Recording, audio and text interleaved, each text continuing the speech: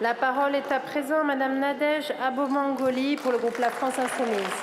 Madame la Présidente, Monsieur le Ministre de l'Industrie, quand allez-vous sanctionner les patrons qui détruisent le travail et les travailleurs?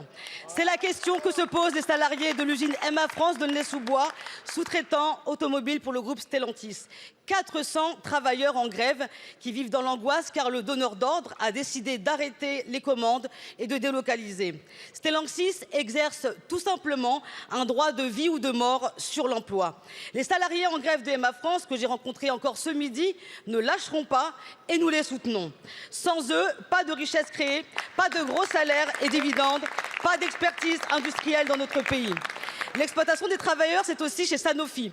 Explosion des dividendes, mais en même temps, vague de licenciements à Vitry-sur-Seine et à Gentilly, alors que Sanofi reçoit des crédits impôt recherche. La réalité, c'est qu'il faut nationaliser les entreprises pharmaceutiques, comme proposé par mon collègue Adrien Clouet ce matin.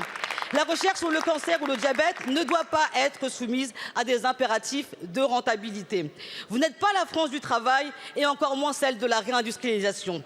Vous êtes en fait la France des patrons et des spéculateurs oisifs gavés de dividendes. Ce système est dévastateur pour les salariés, pour notre souveraineté sanitaire ou industrielle.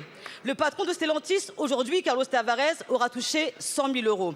Mathias Tavel, député insoumis, propose, lui, d'encadrer ses salaires de l'indécence. Mais vous vous cachez.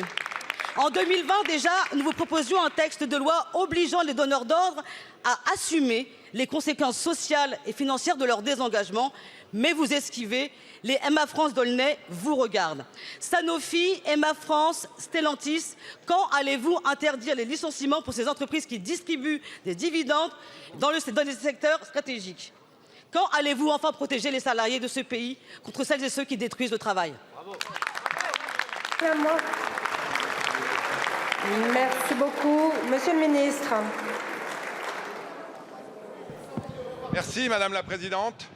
Mesdames, Messieurs les députés, Madame la députée Abomangoli, où étiez-vous quand nous avons voté toutes les politiques qui, depuis 7 ans, font qu'on crée pour la première fois en France depuis 35 ans de l'emploi industriel?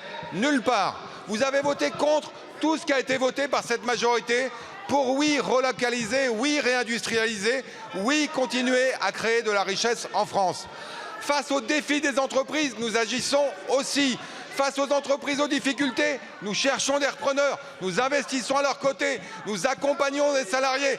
Et qu'est-ce que vous proposez, Madame la députée? Qu'est-ce que vous proposez? Le duo magique, taxer et nationaliser. Franchement, c'est pas sérieux.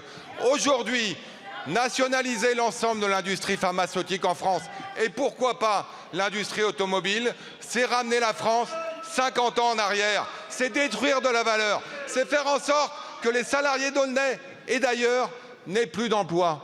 Vous voulez appauvrir la France, vous voulez, en la nationalisant, faire de la France votre État et pas celui des Françaises et des Français. Réveillez-vous, regardez la réalité du monde dans lequel nous vivons. Ce monde, il est difficile, mais ce n'est pas avec des recettes magiques qui viennent de nulle part que nous allons le sauver. Merci beaucoup, Monsieur le ministre. Madame la députée, vous avez 2 secondes. Réveillez-vous, réveillons-nous, rendez-vous demain le 1er mai dans la lutte. Je vous remercie. La parole est à présent à Monsieur Christian Baptiste pour le groupe socialiste.